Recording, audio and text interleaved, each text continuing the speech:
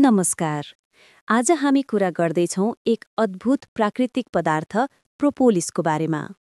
Propolis मौरीहरूले रुखको छालाबाट राज सङ्कलन गरेर बनाउने प्राकृतिक पदार्थ हो।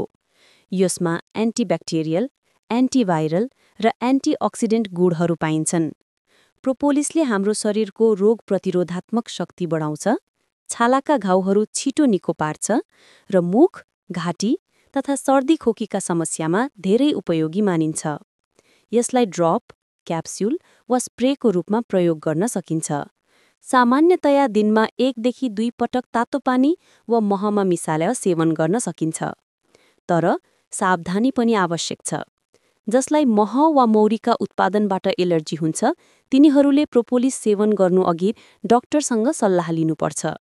यसका अत्यधिक प्रयोगले पेट दुख्ने वा पाचन समस्या पनि हुन सक्छ।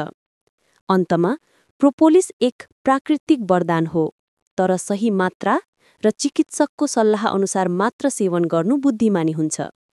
धन्यवाद। स्वस्थ रहनुहोस्।